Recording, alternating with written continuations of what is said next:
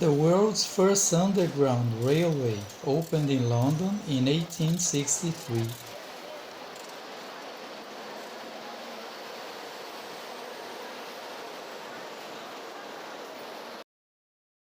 Let's plunge into this brief and exciting timeline. In early 1800s London, rail line hubs were on the outskirts of the city with no access to the city center. In 1860, the Metropolitan Railway Company began to build the world's first underground railway. A 3.7-mile line beginning at Paddington Station with stops at Edgware Road, Baker Street, Great Portland Street, Euston Road, King's Cross, and terminating at Farringdon Station, near Bank. The Metropolitan Railway, which opened in 1863, using gas-lit wooden carriages hauled by steam locomotives, worked with District Railway to complete London Circle Line in 1884. The first deep-level tube line, the City and South London Railway, opened in 1890 with electric trains. This was followed by the Waterloo and City Railway in 1898, the Central London Railway in 1900, and the Great Northern and City Railway in 1904. The Underground Electric Railways Company of London was established in 1902 to fund the electrification of the District Railway and to complete and operate 3 tube lines: the Baker Street and Waterloo Railway, the Charing Cross, Euston and Hampstead Railway, and the Great Northern Piccadilly and Brompton Railway.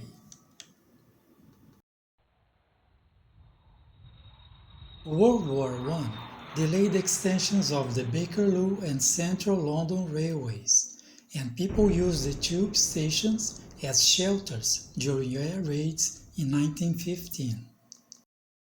After the war, government-backed financial guarantees were used to expand the network, and the tunnels of the City and South London and Charing Cross, Euston and Hampstead railways were linked at Euston and Kennington. In 1933, the Underground Railways and all London area tram and bus operators were merged into the London Passenger Transport Board. The outlying branches of the Metropolitan were closed. Lines extensions formed part of the 1930s New Works program. The outbreak of World War II in 1939 halted or interrupted some of this work, and many tube stations were used as air raid shelters. The LPTB was nationalized in 1948, and the reconstruction of the mainline railways was given priority over the maintenance of the underground.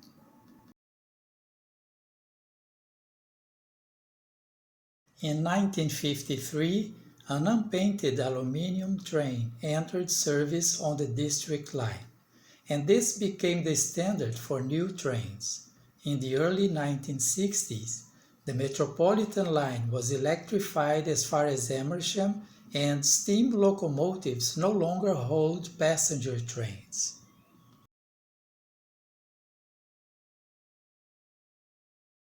The Victoria Line, a new tube line across central London, opened in 1968 and 71, with trains driven automatically. In 1976, the isolated Northern City Line was taken over by British Rail and linked up with the mainline railway at Finsbury Park. In 1979, another new route, the Jubilee Line, took over part of the Bakerloo Line.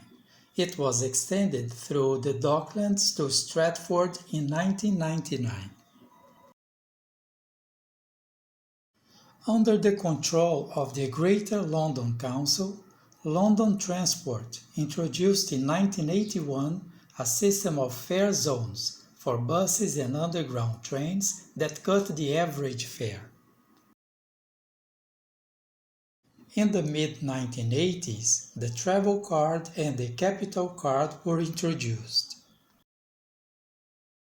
In the early years of the 21st century, London Underground was reorganized in a public-private partnership where private companies upgraded and maintained the infrastructure.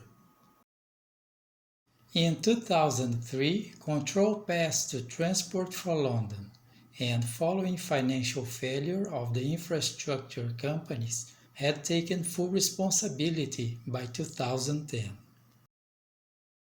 The contactless Oyster card first went on sale in 2003.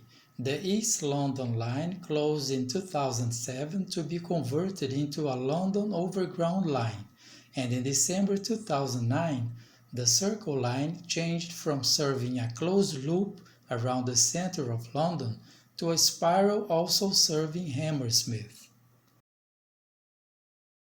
Currently, there is an upgrade program to increase capacity on several underground lines, and work is underway on a Northern Line extension to Battersea. If you like this video lesson, please hit the like button, subscribe, and share with your friends. Thanks for watching. See you next class.